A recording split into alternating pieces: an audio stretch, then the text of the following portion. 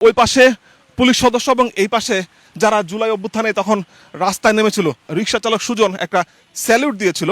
শহীদ নাফিস বাংলাদেশের পতাকা মাথায় বেঁধে তিনি নেমেছিলেন জুলাই অভ্যুত্থানে। দুই বোন ভাইয়ের লাশ নিয়ে মিছিল করেছিল। আজ থেকে খুলে দেওয়া হলো জুলাই স্মৃতি জাদুঘর এবং আমার দুই পাশে যত কবরস্থান দেখতে পাচ্ছেন এর প্রত্যেকটা হচ্ছে প্রতীকী কবরস্থান।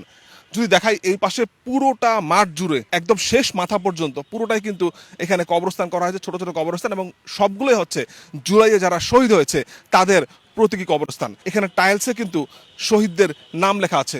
এই পুরো মাঠের চারপাশে কিছু স্ট্যাচু বানানো হয়েছে, সেই স্ট্যাচুগুলো আপনাদের দেখাচ্ছি। রিক্সা চালক সুজন একটা স্যালুট দিয়েছিল এবং সেই স্যালুটের যে প্রতীকী জুলাইয়ের যে কয়েকটা ছবি খুব বেশি ভাইরাল হয়েছিল তার মধ্যে একটা হচ্ছে এই রিক্সা চালক সুজনের ছবি। তার অরিজিনাল ছবিটা এখানে রাখা আছে এবং এখানে ডিটেলস লেখা আছে। 2 আগস্ট সম্ভবত এই ঘটনাটি ঘটেছিল। পিলখানায় যে বিডিআর বিদ্রোহের ঘটনা ঘটেছিল 2009 সালের 25 ফেব্রুয়ারি ঢাকার পিলখানায় যে হত্যাযোগ্য ঘটনা ঘটেছিল, সেই প্রতীকী এখানে তুলে ধরা হয়েছে।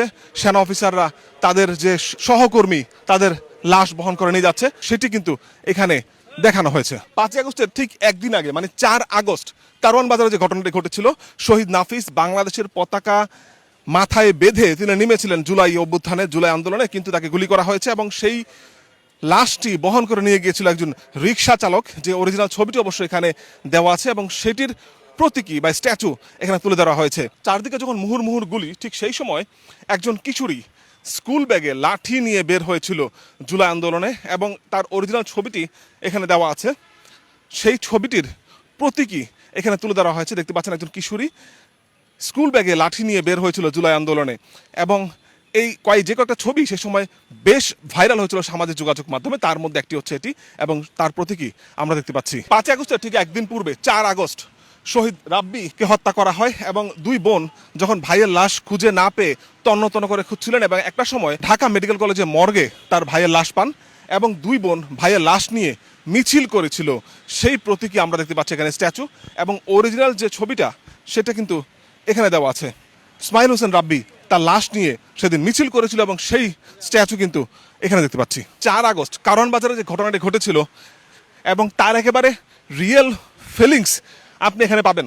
ওই পাশে পুলিশ সদস্য এবং এই পাশে যারা জুলাই অভ্যুত্থানে তখন রাস্তায় নেমেছিল ছাত্র জনতা, এই পাশে একটা ঢাল ব্যবহার করে একজন আন্দোলনকারী বসে আছে যাতে করে গুলি তার উপর না লাগে এবং ওই পাশে আরেকজন আন্দোলনকারী সে কিন্তু গুলির সামনে দাঁড়িয়ে সে তার অবস্থান চালিয়ে যাচ্ছে এবং ওই পাশে দেখতে পাচ্ছি সেখানে কিন্তু পুলিশ সদস্যরা তারা টিয়ার শেল এবং রাবার বুলেট বা সরাসরি বুলেট তারা সেদিন প্রয়োগ করেছিল আন্দোলনকারীদের উপরে এবং সেই দৃশ্য কিন্তু একেবারে ফুটিয়ে তোলা হয়েছে এই জুলাই স্মৃতি জাদুঘরে। 5 আগস্টে যেদিন তৎকালীন প্রধানমন্ত্রী শেখ হাসিনা পালিয়ে গেল এবং তারপর কিন্তু আন্দোলনকারীরা যেই পুকুরে পড়ে তারা উচ্ছ্বাস করছিল, গোসল করছিল, সেই পুকুরটা এই মুহূর্তে দেখতে পাচ্ছি এখানে।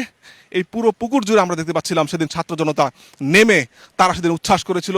আমরা দেখতে পাচ্ছি যে ছাত্রদের আনন্দ, ছাত্রদের উচ্ছ্বাস, একজন পাঙ্গাস মাছ ধরে নিয়ে যাচ্ছে বাসায় এবং সম্ভবত এই পুকুর থেকেই, এবং এরকম আরো কিছু ছবি কিন্তু এই পুরো পুকুর জুড়ে এখানে স্থাপন করা হয়েছে। জুলাই অভ্যুত্থানে সবচেয়ে মর্মান্তিক যে কয়েকটা ঘটনা তার মধ্যে এটি হচ্ছে একটি, যে পুলিশের এপিসি থেকে সেদিন একজন জুলাই যোদ্ধাকে মেরে তাকে ফেলে দেওয়া হয়েছিল এবং এই দৃশ্য দেখে সেদিন অনেকেই মর্মাহত হয়েছিল। জুলাই অভ্যুত্থানে যে একটা ছবি খুব বেশি আলোচনা সৃষ্টি করেছিল সামাজিক যোগাযোগ মাধ্যমে তার মধ্যে এটি হচ্ছে একটি।